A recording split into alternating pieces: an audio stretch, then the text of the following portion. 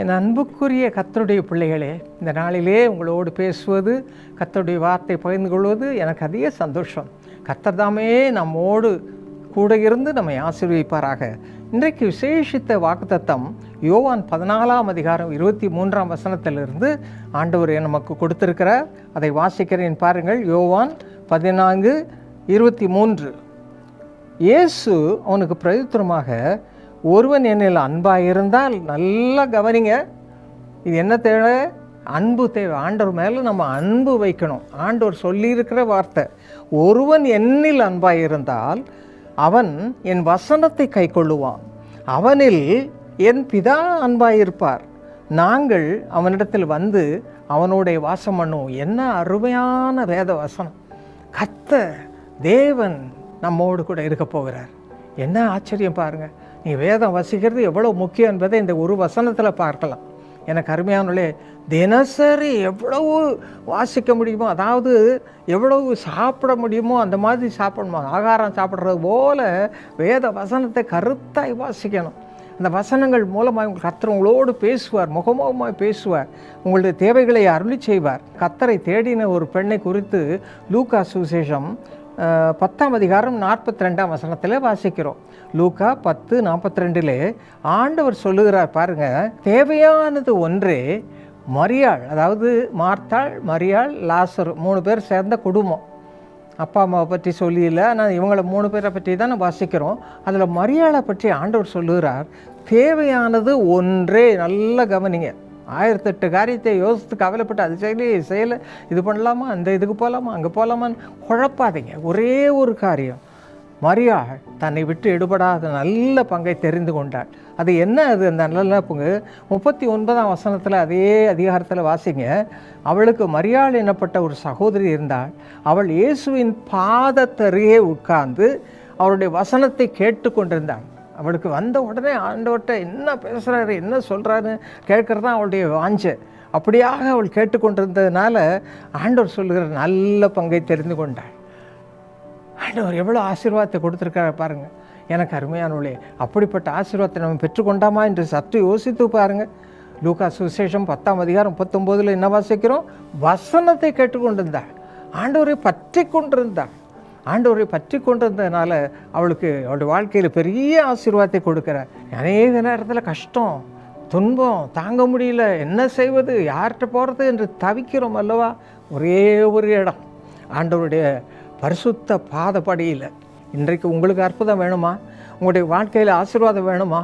ஆண்டவரை பற்றி கொள்ள, உறுதியாய் பற்றி கொண்ட மனதை உடையவன், உண்மையே நம்பியிருக்கிறபடியால் நீர் அவனை பூரண சமாதானத்துடன் காத்துக்கொள்வீர் என்று நாம் வேதத்தில் வாசிக்கிறோம். ஏசாயா 26:3.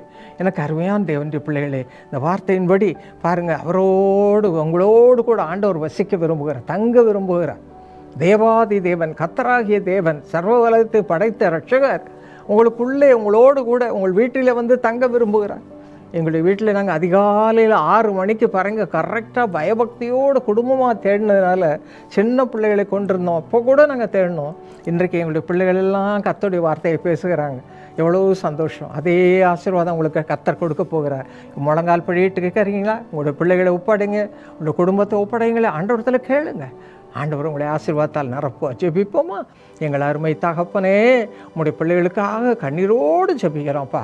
யார் யாருக்கு என்னது தேவை என்று அறிந்திருக்கிற சுவாமி, உங்களுடைய பிள்ளைகளுமே நோக்கி கண்ணீரோடு என்னென்ன கேட்கிறார்களோ கேட்கிற அத்தனை ஆசீர்வதியும் சித்தத்தின்படி ஆண்டவரை அவர்களை ஆசீர்வதித்து வழிநடத்தும். ஒன்றும் குறைபடாதபடி எல்லா பக்கமும் செழிப்பை கட்டளையிடும். ஆண்டவரே, நல்ல பங்காகிய உம்முடைய பரிசுத்த பிரசன்னத்தை நாடி தேட, வேத வசனத்தை பயபக்தியோடு வாசிக்க உம்முடைய பிள்ளைகளுக்கு கற்றுத்தார். பயபக்தியை தார். சின்னவன் 1000 சிறியவன் பலத்த ஜாதியுமாவான்.